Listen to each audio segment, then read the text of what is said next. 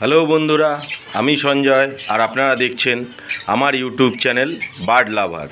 আর আপনারা প্রত্যেকেই জানেন বার্ড লাভার চ্যানেল মানেই নতুন কিছু জানা, নতুন কিছু শেখা। তো বন্ধুরা, আজকে যে বিষয়টি নিয়ে আমি আলোচনা করব সেটা হলো যে আমরা নোনা পাথর কিভাবে তৈরি করব। হয়তো শুনতে অবাক লাগছে যে নোনা পাথর, হ্যাঁ, নোনা পাথর আমরা কিভাবে তৈরি করব। প্রথমেই বলি যে আমরা নোনা পাথর মানে হচ্ছে আমরা যে অনেকেই বলে যে পাখির খাঁচায় পাখির ক্যালসিয়ামের জন্য সন্দক লবণ ব্যবহার করতে। তো বন্ধুরা, আপনারা যদি ডাইরেক্ট সন্দক লবণ পাখির খাঁচায় দেবেন তো দেখবেন সেক্ষেত্রে কিন্তু গরমকালে এবং বর্ষাকালে সেই লবণটা কিন্তু গলে যায়, এবং গলে গেলে সেই লবণটা কিন্তু পাখির লেজে, গায়ে বা পাখির পশমে যখনই লাগবে তখনই কিন্তু সেই জায়গার কালারটা কিন্তু নষ্ট হয়ে যায়। তো সেক্ষেত্রে আমাদের পাখিটা দেখতেও খারাপ লাগে।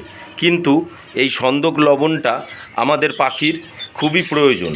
আর এই সন্দক লবণটা খাওয়ালে কিন্তু আপনার পাখি যখন অন্য কোনো পাখির পালক ছিঁড়বে খাবে, তো সেক্ষেত্রে কিন্তু সেই সমস্যা থেকে আপনি মুক্তি পাবেন, এবং দেখা যাবে যে আপনার পাখি আর অন্য কোনো পাখির পালক ছিঁড়ে সেখানে নুন জাতীয় খাবারটা কিন্তু খাচ্ছে না। কারণ আপনার পাখির শরীরে পর্যাপ্ত পরিমাণে নুন আছে, তাই তারা আর এই নুনটাকে খাচ্ছে না। তো চলুন আমরা আজকে দেখে নেব কিভাবে আমরা এই নোনা পাথরটাকে তৈরি করব। তো প্রথমেই আপনাদের আমি দেখাবো, এই যে দেখুন, আমি কিন্তু এখানে এই সুরকি নিয়েছি, সুরকির টুকরো। এইবার এইটা হচ্ছে যে পুরনো যে আগেকার দিনে যে বাড়িঘর বানানো হতো তখন কিন্তু চুন ও ইটের গুঁড়ো দিয়ে মিক্সড করে তারপরে বানানো হতো। এটাই হচ্ছে নোনা, এটাকে বলা হয় সুরকি। তো আপনারা এটা কোথায় পাবেন? আপনার বাড়ির আশেপাশে যদি বহু পুরনো বাড়ি থাকে সেখান থেকে আপনারা কালেক্ট করতে পারেন। আর যদি সেখানে না পান তাহলে কিন্তু আপনারা এইটাকে ব্যবহার করবেন। এইটাকে পাবেন হচ্ছে হাটে বা যে কোনো পাখির খাবারের দোকানে। এটা ম্যাক্সিমাম 30 থেকে 35 টাকা কেজি নেবে। আপনারা এইটাকে নিয়ে আসবেন, নিয়ে এসে এইটার সাথে আপনাদেরকে কি করতে হবে, এর সাথে আমি যেরকম দেখুন এই যে সন্দক লবণ নিয়ে এসেছি, এই সন্দক লবণটাকে এর সাথে মেশাতে হবে। এইবার আমরা এর সাথে কিভাবে মেশাবো, এইবার যদি আপনি বাজারে আপনি গোটা যে সন্দক লবণটা থাকে, মানে যেটা চাকা থাকে, সেই লবণটা পেলে খুবই ভালো। সেই লবণটা যদি আপনারা না পান তাহলে আপনারা এই গুঁড়ো লবণটাই নিয়ে আসবেন, সন্দক লবণ নিয়ে এসে আপনারা এইটাকে এইভাবে জলের মধ্যে দিয়ে দেবেন, জলের মধ্যে পুরোটাই দিয়ে দেবেন। এবার আপনারা তার সাথে সাথে এই যে দেখুন, এই যে আমি যেরকম দিয়ে দিচ্ছি এই সুরকিটাকে জলের মধ্যে, আমার কাছে আরও সুরকি আছে, কিন্তু আমি এই ভিডিওতে আপনাদেরকে দেখানোর জন্য আমি দুটো সুরকি দিলাম। দেখুন, এবার সুরকিটা কিন্তু এইভাবে জলটাকে টানবে।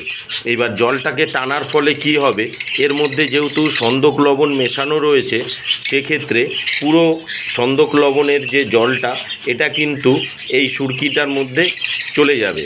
তারপরে আপনি এই শুকিয়ে গেলে তখন কিন্তু এটাকে আপনি আপনার পাখির খাঁচায় ব্যবহার করতে পারবেন।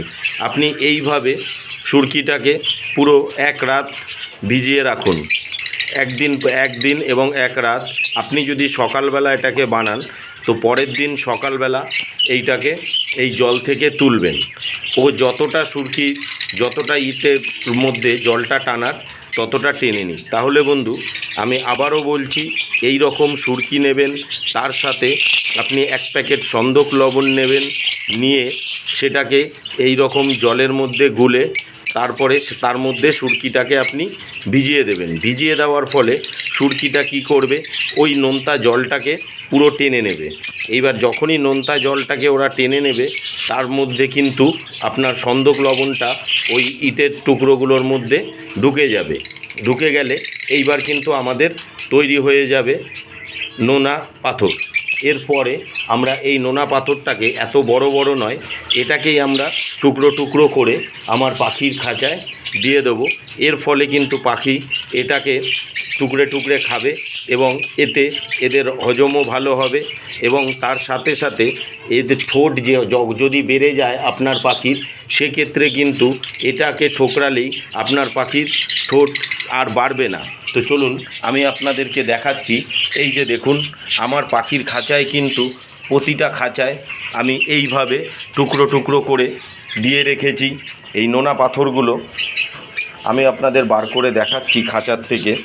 এই যে এইভাবে কিন্তু এই নোনা পাথরগুলোকে আমি আমার খাঁচায় দিয়ে রেখেছি, যার কারণে আপনি দেখতেই পাবেন আমার কিন্তু কোনো পাখির ঠোঁট বড় হবে না, সব পাখিরই কিন্তু ঠোঁট সেম থাকবে। তো বন্ধুরা, আপনারা ব্যাপারটা বুঝলেন কিভাবে আমরা নোনা পাথর তৈরি করব। তো তাহলে আপনারাও বাড়িতে এইভাবে তৈরি করে নিন আপনার পাখির জন্য নোনা পাথর। তো বন্ধুরা, যদি আমার এই ভিডিওটি আপনাদের ভালো লেগে থাকে তাহলে প্লিজ লাইক, কমেন্ট এবং শেয়ার করবেন এবং আমার চ্যানেলটিকে অবশ্যই সাবস্ক্রাইব করবেন। আজ এই পর্যন্ত। আগামী দিন আমি আরও একটি নতুন ভিডিও নিয়ে আপনাদের সামনে উপস্থিত হব। আপনারাও ভালো থাকবেন এবং আপনাদের পাখিদেরকে সুস্থ রাখতে বার্ড লাভার চ্যানেলটিকে অবশ্যই সাবস্ক্রাইব করবেন। ধন্যবাদ বন্ধুরা।